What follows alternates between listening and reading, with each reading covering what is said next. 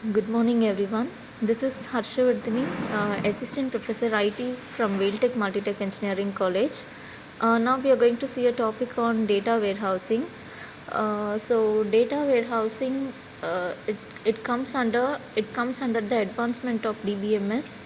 Data warehousing uh, it is a separate form of DBMS which stores huge amount of data that is typically collected from multiple heterogeneous sources like files, DBMS, etc. So this data warehouse can be defined in many ways, where it is mainly used for a decision support database which is maintained separately from the organization's operational database. Here its main goal is to produce statistical results which help in decision making. And also this data warehousing is a separate form of DBMS which stores the data in the form of any sources. So this data warehouse is subject oriented, integrated, time variant and non-volatile. These are the characteristics of data warehouse, where it is mainly used in the decision making process. So this data warehousing is the process of constructing the data, and which is stored into the data warehouse for future purpose.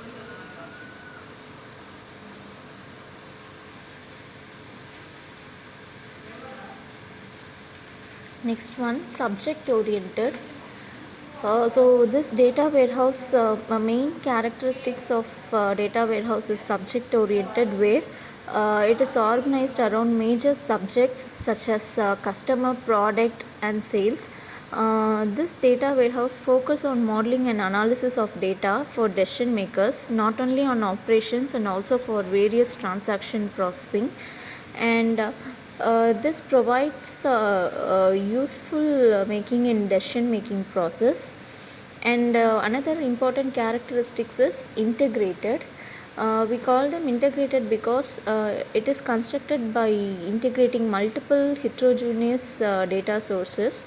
So some of the data sources include a relational database, some flat files and online transaction records. In this data warehousing technique, we are using two processes which we call them as cleaning and integration. So data cleaning and data integration are the techniques which is applied in data warehousing to ensure the consistency in naming conventions, to encode the structure and to attribute and to measure the attribute. So the cleaning and integration techniques are applied from different sources of data. So the sources may be like hotel price, its currency, its tax, etc. The data can be converted only if it moves to the data warehouse. And another important characteristic is time variant. So this time for constructing a storing a data warehouse is significantly longer compared to other operational system. So this operational database consists of current value of data, and another which provides some historical data provided from the previous information which is stored in the data warehouse. And in data warehouse we used a concept called key structure. So this key structure is mainly used in data warehouse, which contains the element of time for explicit and implicit storage.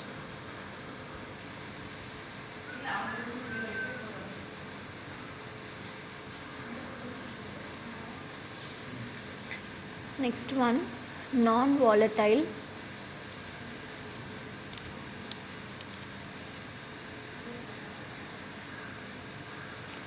This non-volatile is it's a store of data transformed from an operational environment. We would have all studied about what is non-volatile uh, in different sources like computer architecture and all. So here in data warehousing, non-volatile refers to a system which stores the data permanently. That is, once the data is entered, it cannot be changed or deleted. This is called as the non-volatile because the purpose of data warehouse is to store the data, which enables the user to analyze what has happened in the past. Also, the non-volatile characteristics uh, contains the data which should not get changed for any purpose.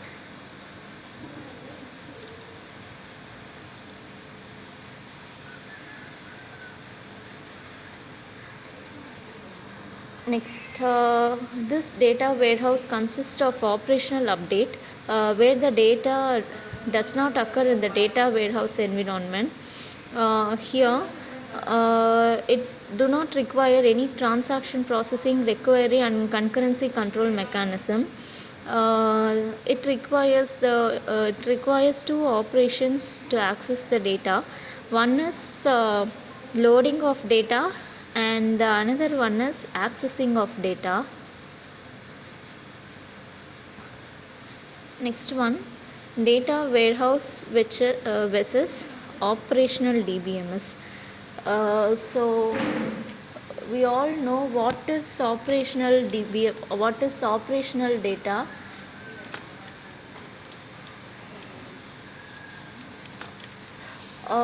And here this operational data, we call them as a database, which is the source of information for the data warehouse. Okay, so this operational database systems is the source of data for the information distribution center, so which provides day-to-day operations of the trade, where this works based on the ODAF, that is Operational Database Administration Framework, where it performs OLTP, that is Online Transaction Processing Database. So this operational database consists of framework which consists of OLTP and OLAP. That is, OLTP is Online Transaction Processing Database and OLAP is Online Analytical Processing. So these two frameworks are used in operational database systems.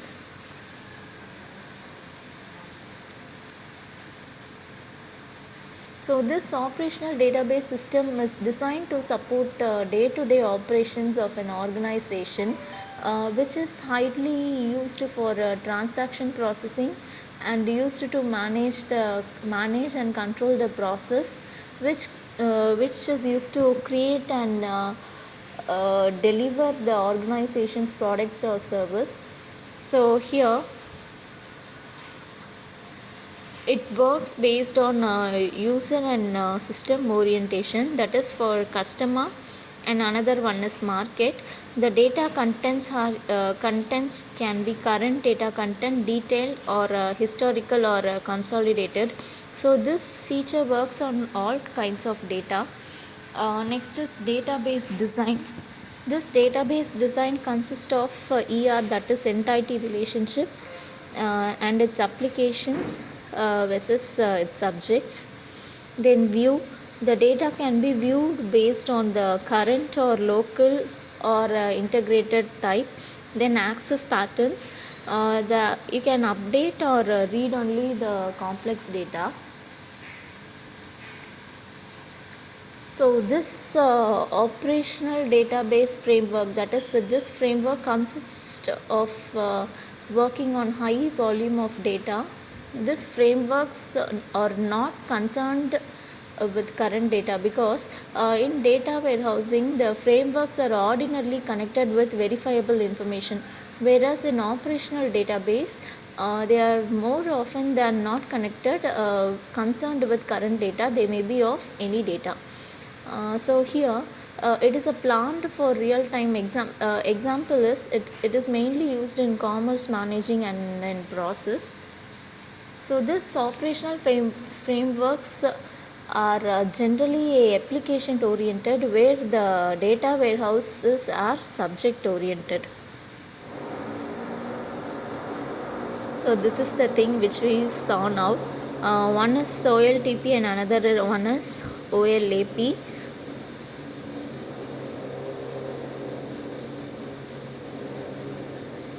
So here it works on the traditional relational DBMS, and its day-to-day operation include purchasing, inventory, payroll, registration, etc.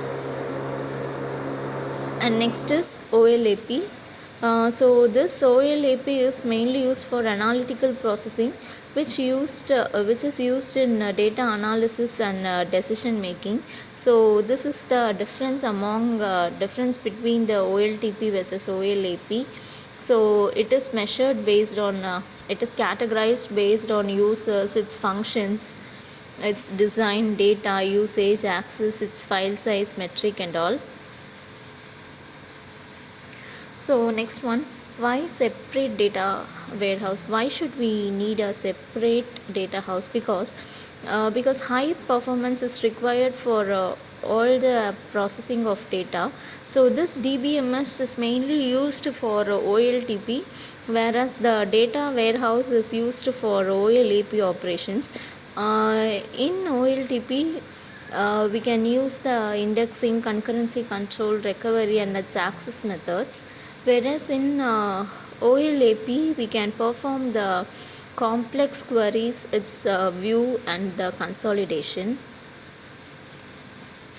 So a separate data warehouse is required to perform the following functions like missing data, consolidating the data and to check the data quality.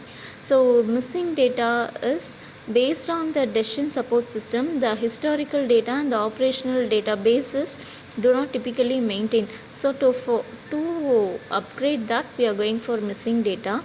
Then data consolidation, so that is aggregation and summarization of data from multiple sources, that is from heterogeneous sources. And last one is data quality. This is used to represent the inconsistent data representation, its codes and the formats.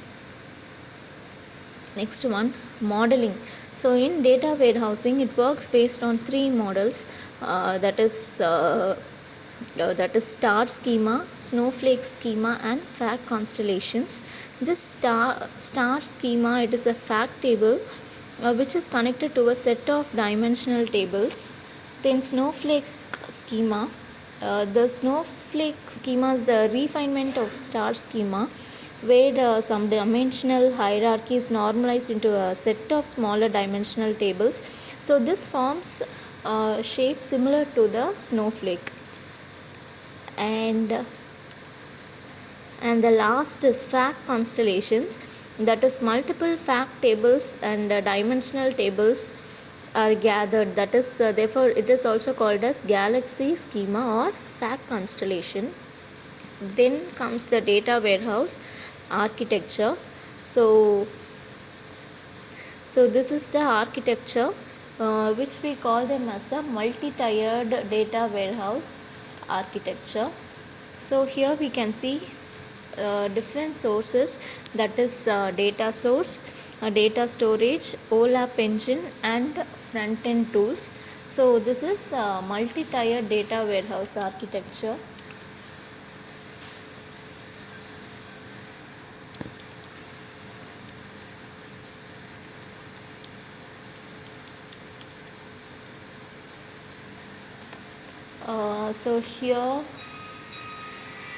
So in this architecture it is representable by data integration from multiple heterogeneous sources.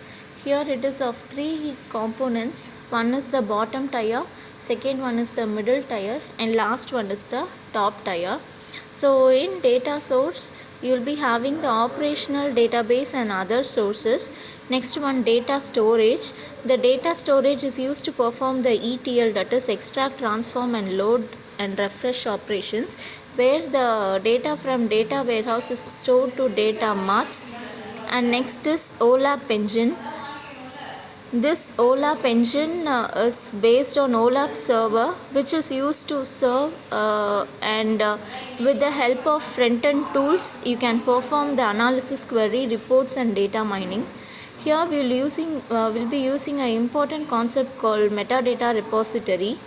This metadata repository is the data defining warehouse objects, where you will be having following kinds. This metadata repository is used to store the data among the data, and here you will be having some backend tools and utilities like data extraction, cleaning, transformation, load and refresh. So there are three data warehouse models like enterprise warehouse, data mart and virtual warehouse. In enterprise warehouse, you will be collecting all the information about the subjects spanning the entire organization. And the data mart which contains the subset of corporate wide data. So here it is used to select the specific subjects. So here the data marts are generally applied in low cost department servers like Unix and Linux.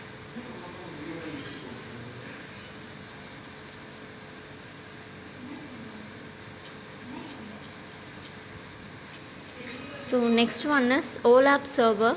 So OLAP server is of two types. One is a hybrid OLAP server and another one is specialized OLAP servers. So this hybrid OLAP server is mainly for performed in for user flexibility, and this SQL server is used to support SQL queries.